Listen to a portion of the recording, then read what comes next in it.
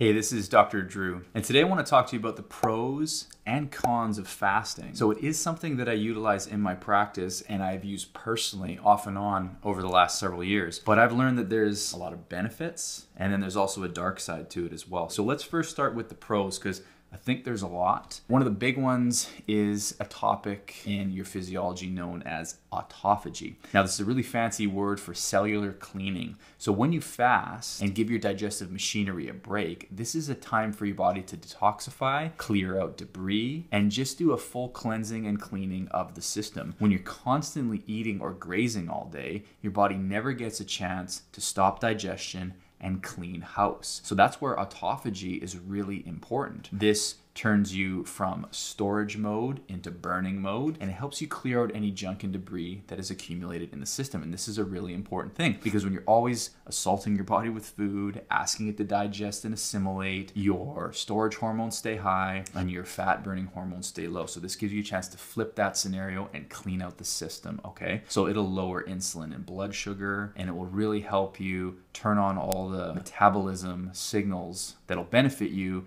to stay lean and healthy. So really, really good for people with metabolic dysfunction, whether it's dyslipidemia, cholesterol issues, blood pressure problems, blood sugar issues, and insulin resistance. It can dramatically improve those cases. In fact, there are some fasting centers in North America that they will literally put you on water fasts, minimal juice fasts for anywhere between 15 and 30 days, and they can reduce and eliminate just about every disease you can imagine, and the need for medications almost go to zero in these scenarios. So it really can show you the power of fasting. And if you want to know more or watch a good documentary, it's called Super Juice Me by Jason Vales. And they've done water and juice fasting with so many patients over the years, and they documented, I think there was around 30 of them, pretty much got them off all their medications, completely reversed all metabolic disease, and it was one of the most powerful documentaries I've ever watched. So fasting has a purpose. And the term fasting is just an umbrella term because are we talking about long fasts, short fasts, intermittent fasts? And I'll kind of break those down as I go here, but most people sort of fall into maybe they'll do a day or two a month of fasting where they just take 24 hours and don't eat and just consume water, or they'll work it in with more of an intermittent fast, which I find most people go for. So intermittent fasting can have some of these benefits just at a micro level. So that's where taking a 15 to 16 hour fast can be really beneficial, give the digestive machinery a break, reset some of these mechanisms. And I like the strategy that Brad Pilon uses, and he has a book called Eat, Stop, Eat, which I recommend you look into. It's a good audiobook you can look into. He just says, finish your dinner. Say you have dinner at like 5, 6 p.m. Finish your dinner and then don't eat again until dinner the next day. And the reason I think this works better is because then each day you still had food. You had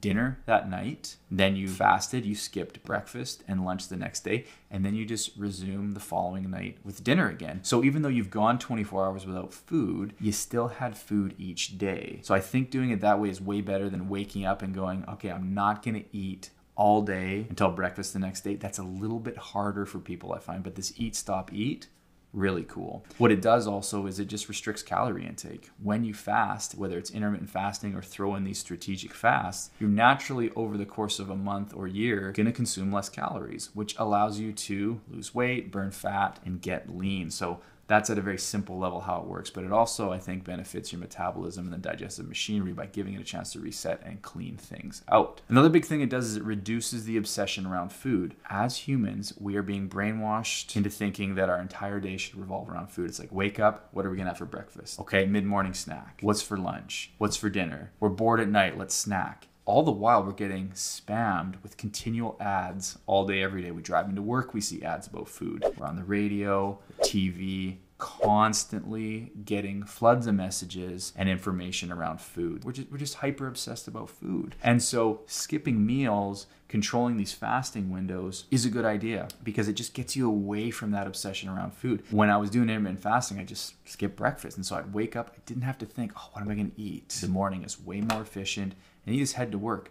And the other cool benefit from intermittent fasting is you have this extreme mental clarity. Because your body is not in rest and digest mode because you've just flooded it with a ton of food, you can actually focus and you have this eerie, strange amount of mental clarity. And once you get into the groove of skipping breakfast, your body starts starts to regulate and get around that 16-hour fast and 8-hour eating window. And so for me, I was eating between like 1 and 9, 12 to 8. That was my 8-hour window. And the rest of the time I didn't eat. And then once you're in the swing of things, because it takes a few days to get used to, and that's the hardest part, is those first few days. Once you get past that and the hunger pangs and everything slow down, now you're in this incredible, clear, focused state. So it just kind of strengthens your mind, makes you more resilient, and then you can focus and get stuff done. And then I wasn't even thinking about food until 1 or 2 p.m. And I was like, holy, I should probably stop, slow down, and have some food now. Now, my tune has changed a little. I used to recommend regular fasting and intermittent fasting to just about everyone because I was like, the benefits are just too good. And a lot of them I just laid out for you there. Now that said, there is a dark side to it and it's not for everyone. So that's what I want to make sure to go through here right now. So that you at least have a framework to not just blindly do something because it's trendy or you've heard people have benefited from it. It may affect your social life. There may be less social enjoyment. If you're skipping meals all the time, if you become that person in your social circle that's fasting all the time,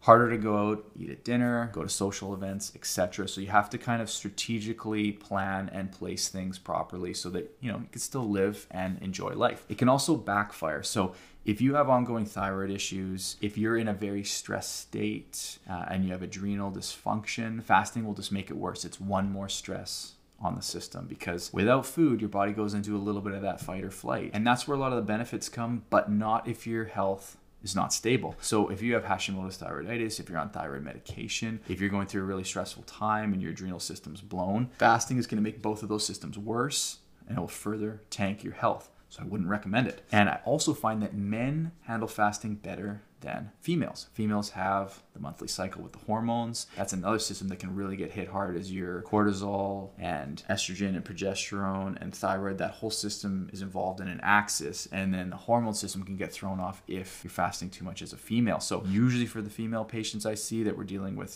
thyroid and adrenal things, I will tell them eat 3 square meals a day. I don't think fasting and time restricted feeding is going to be ideal for you.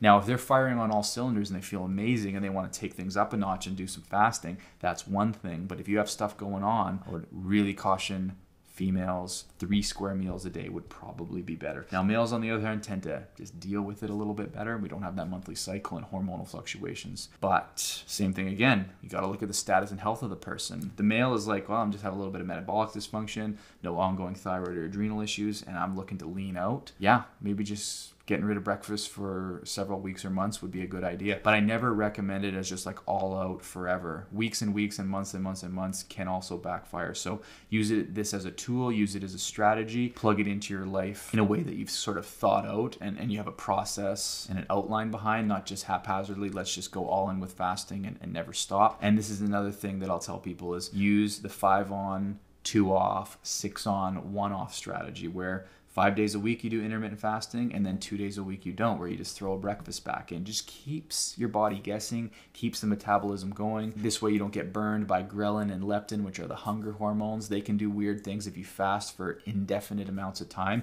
So throwing a few meals back in here and there that normally you'd be avoiding can be just enough to shake things up and keep you progressing. And those 2 days off don't have to be back to back. You could be like every Thursday and Saturday I have breakfast and then the rest of the week I'm doing intermittent fasting. So utilize some of those strategies because the all out 7 days a week can be a problem, okay? You have to remember that the initial phases are going to be tricky and there are some strategies to get you through that fast because when you go from eating breakfast all the time and now you're just going to skip it completely, those first few days are going to be hard. Your stomach's going to be really grumbling at you. So you can use things like coffee and tea. Black coffee's ideal. If it is just so hard and you can't get through it, a little bit of C8 MCT oil in your coffee can be just enough to just destroy ghrelin, which is your hunger hormone. I have not seen any molecule or any supplement kill hunger better than this C8 MCT oil. Now, not all MCT oils are created equally. There's coconut oil, which is solid at room temperature, and then when they take the specific C8 and C10